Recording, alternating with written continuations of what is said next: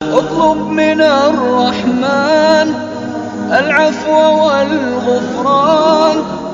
اطلب من الرحمن العفو والغفران. ما أكثر الإحسان في ليلة. فبل حدیث شریف کې راځي چې ابي ذر رضی الله عنه روایت کوي د ویزه وخت نبی صلی الله علیه و آله و صحبه وسلم ته ورغلم. پیغمبر علیه الصلاة والسلام د مکې معظمې سایې ته ناست و. څه وخت چې زه ولیدم حضرت ابي ذر رضی الله عنه وایي چې پیغمبر علیه الصلاة والسلام زه ولیدلم نو پس یې داسې وفرمایل ول دوی تاوانیان دي زما دي په رب باندې د کعبې قسم وي، په رب د کعبې مې دي قسم وي چې دوی تاوانیان دي. قال انتهيت إلى النبي صلى الله عليه وسلم وهو جالس في ظل الكعبة فلما رآني قال هم الأخسرون ورب الكعبة. وڅوک پیغمبر علیه الصلاة والسلام زه ولیدم د مکې معظمې سایې ته ناست و ول دغه کسان تاوانیان دي زما دي په رب باندې د کعبې قسم یعنې زما دي په الله باندې قسم. فقلت فداك أبي وأمي من هم؟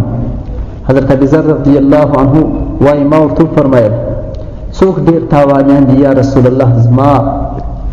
زما پلار او زما مور دي تر تا قربان وي. څوک ډېر تاوانیان دي؟ چا ډېر تاوان کړی دي؟ من هم؟ دا څوک دي؟ قال هم الأكثرون أموالا إلا من قال هكذا وهكذا وهكذا من بين يديه ومن خلفه وعن يمينه وعن شماله وقليل ما هم متفق عليه. و پیغمبر علیه الصلاة والسلام دغه ډېر تاوانیان کسان هغه دي چې دوی ډېر مالونه او ډېر پیسې او ډېر مالونه ولري. دا ډېر تاوانیان دي دا کسان، یعنې د اغنیا او خانان کسان دا ډېر تاوانیان دي. مګر هغه اغنیا او هغه مالداران بیا تاوانیان نه دي چې دوی فعل کوي، دوري خیرات کوي، رسته طرف ته خیرات کوي، چپه طرف ته خیرات کوي، د شا طرف ته خیرات کوي، د مخ طرف ته خیرات کوي. الا من قال هكذا وهكذا وهكذا، مگر هغه څوک چې فعل وکړي داسې او داسې او داسې. من بین یدیه ومن خلفه وعن یمینه وعن شماله، مخ طرف ته خیرات کوي، خلکو ته یو شی ورکوي، د شا طرف ته خلکو ته یو شی ورکوي، رسته طرف ته مسکینانو خوارانو ته یو شی ورکوي، او چپه طرف ته خوارانو مسکینانو کونډیانو محتاجانو ته د دې امت طالب علمانو ته دې ته یو شی ورکوي.